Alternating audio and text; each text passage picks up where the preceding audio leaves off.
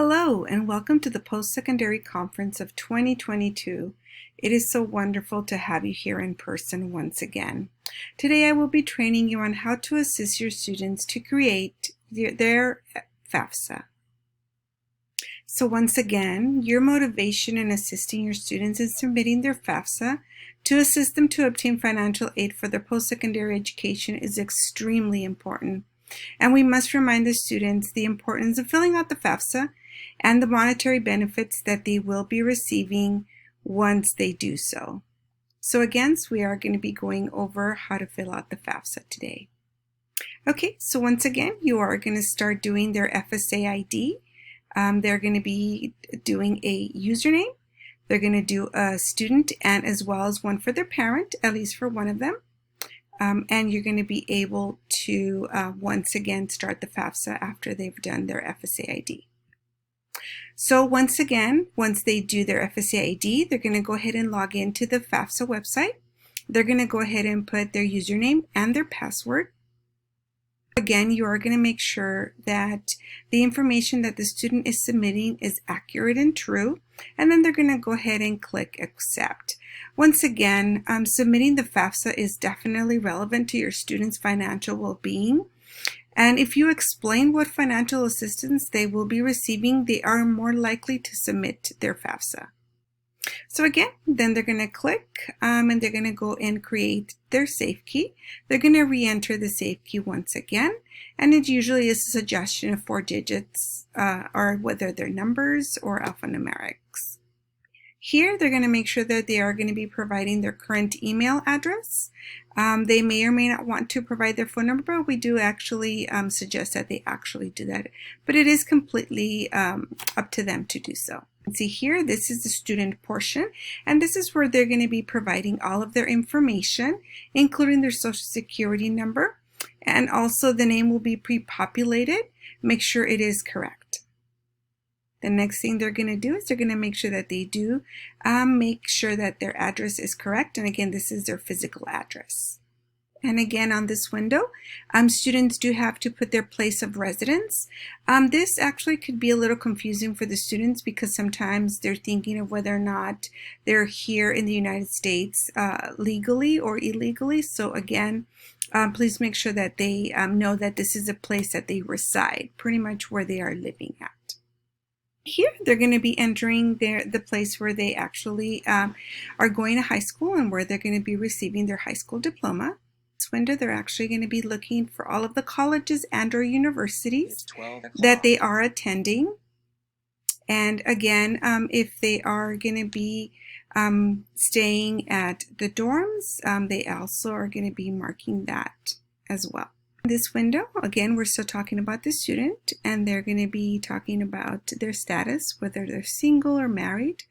Of course, you are going to be working with post-secondary students, so they can be married, maybe even have some dependents. On this window, you are going to be asking the students whether or not they're able to provide any parental information. Once again, if they are minors, whether or not they live with their parents, if they get any financial assistance from them, this is what they're going to be choosing.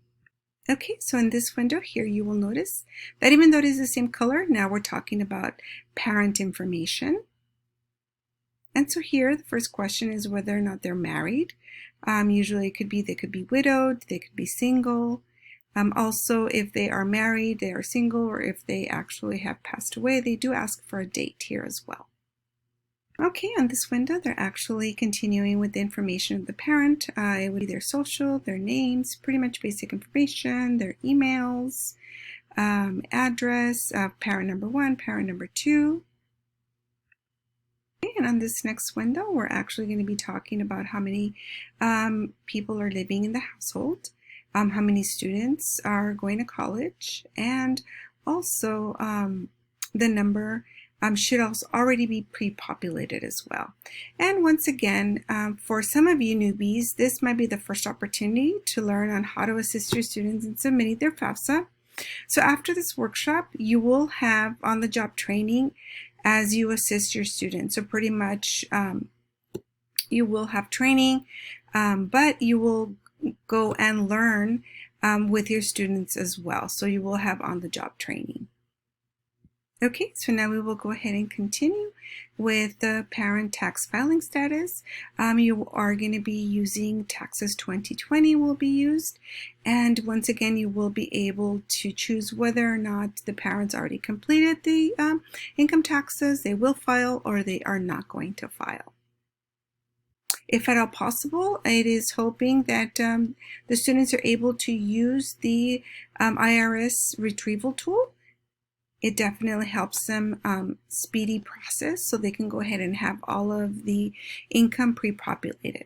Okay, so this is where the students will have the opportunity to put the information of the FSA ID of the parent that they created one for. If they haven't created one for, they do have an opportunity to click and create one at this point in time.